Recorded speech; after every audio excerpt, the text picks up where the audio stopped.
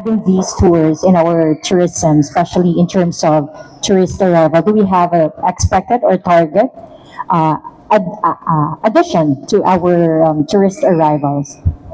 Not only that it will help increase, because I'm sure a lot will take interest. I hope through the help of everyone here, let's spread the word that we have these new tours.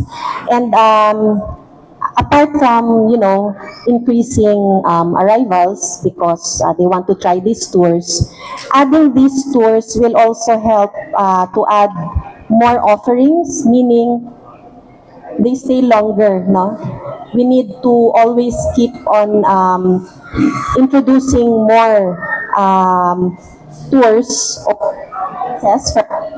to make them stay longer. So apart from they coming here, they also stay. Okay. Ma'am, how big is the potential when it comes to revenue? Mas spread kasi siya, so it's not just, we have so many coffee shops within the city and so in other municipalities, in other provinces. We have these local. Apart from that, if you go to the communities with the tours, mas spread. So it really provides livelihood opportunities. And like what R.D. Romy mentioned, it's not just coffee and cacao, but rather also the opportunity to sell their products like yung mga crafts nila, food, So, and create more demand and to expand the coffee and the cacao industry. Ma'am, thank you. Sa Department of Agriculture, ma'am, how's our, efforts on improving or increasing the production yield? So how's the demand and the local supply? Si Sir, sabi niya kanina, he was talking about the exportation, but how do we balance exportation at the same time, ensuring our local supply in Davao Region?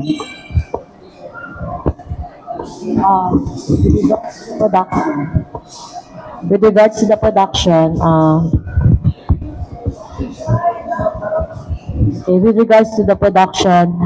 we keep on expanding, having a great demand not only in the local as well as on the international.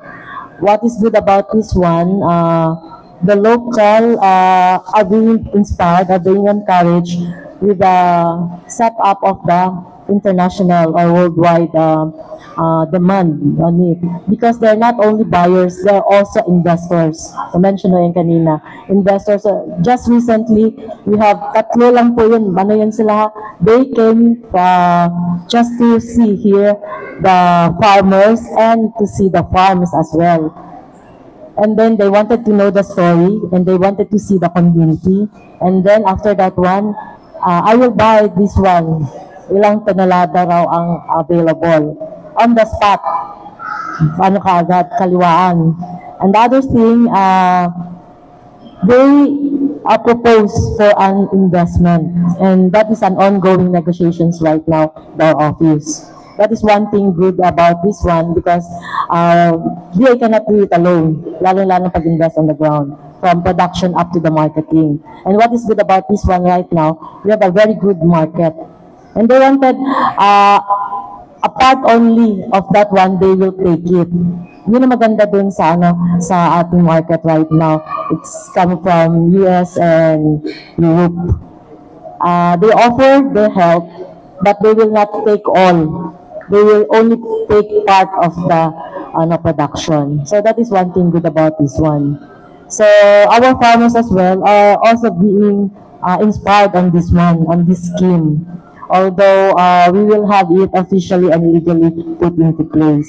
Kaya nga meron tayong sinasabi namin PPP, there's a private sector also to do the thing to help us out in the packaging, and then the Department of Agriculture also catering on the coordination when it comes to the production aspect of the farmers as well, and providing them the targets ng ng kanilang area po.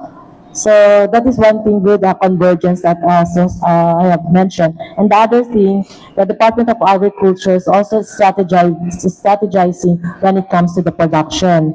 That is what we call the clusterization and consolidation. We'd like to have a comprehensive assistance or support po para sa ating mga farmers. Coming from the start at the production planning up to the marketing aspect. So everything will be tackled. So there is a collaboration of every partner agencies that we have. So that is ongoing, and some of us that already has prospered. We started small, kaya nga mas maganda nga, and they appreciated it. When we presented it to our investors, buyer investors, they appreciated it because we started it small, then going big. We are not talking, ang emphasis is we are not talking of now only, we are talking of a long-term relationship. It's not only business, but a relationship on the community. Yun po parang may touch of outreach community program din po sila. All right. Ma'am, I understand that we've been known for having quality coffee and cacao beans, but how do we make sure and maintain, especially in sustaining the quality, like how do we prevent diseases and choosing the right beans to plant, and do we have any plans to expand our production areas, or do we still have areas para ma-expand ang mga cacao and coffee farms? With regards to yung sinasabi niyo, continuous coming up of the very good varietal of both coffees and cacaos. Yes, we have, because we have the R&D division po sa office namin, and we are collaborating not only on the local and national, but we are also collaborating even at the international level po. So ongoing po yan. Meron na tayong 3 stations right now ang Department of Agriculture. One is in Manambulan, the other one is in Marilog, and the other one is in Mati, Davao Oriental. We have very big areas po for this commodity po. It's ongoing, yes. Other than that, we have also techno demo areas po.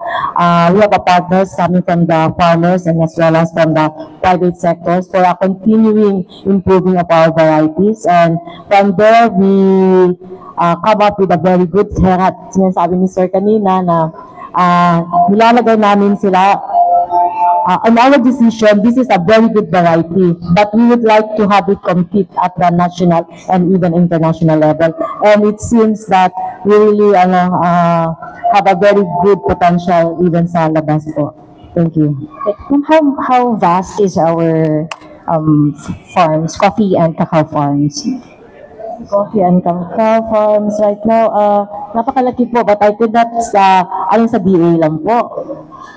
Do we have available data also on how many farmers do we have for cacao? Yes, so I have a profile regional, but I can provide it for that one. Thank you so much. Davao's cacao and coffee history is one of resilience and innovation. And we do not seek to compete, no? We're just, I know I've just spoken with RD sa DTI and of course ang DA. Medyo we want also to highlight our mga community-based tourism. No? So it's really simply for us sa tourism, we need to have more offerings because we want to have create many more reasons for our visitors to stay longer by creating more tour circuits so that they have many things to do, while also having these programs spread to our communities and thereby providing more livelihood opportunities for them. And as to sabing competition, given na meron man, no, I believe the market is too big and too great, no? And there's room for everyone. Like, hindi pa nga natin natatap yung sa Marilog, Maragusan. Maragusan, I believe there are cacao and coffee farms there.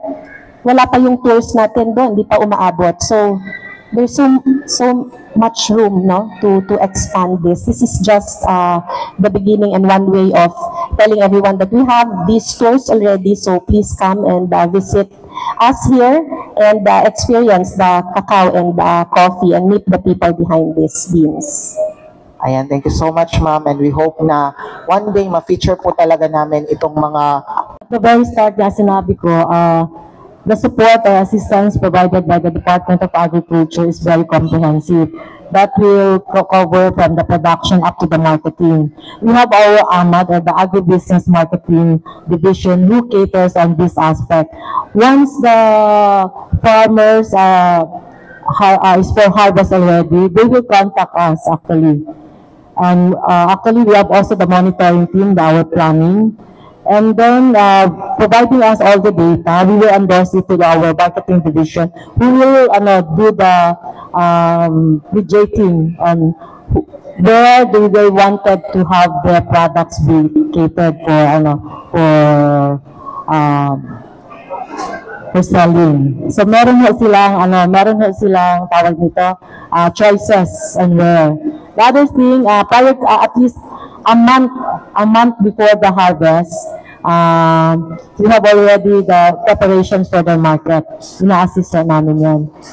And then, we also educate our farmers that in the prices, it's not just a matter of ano yung existing. We always take into consideration, educate them on the production costs at lahat-lahat ng logistics and then the percentage of their yung kita. So, ni-educate namin. It's not the matter lagi, anong presyo ngayon, ganun. Okay, yan, pero yun ang basahan natin, whatever the range, alam na nila. At this range, it's okay already. Okay? So, if mag-exceed yung kanilang price over the current price, better for them. So, guided din po sila. Okay.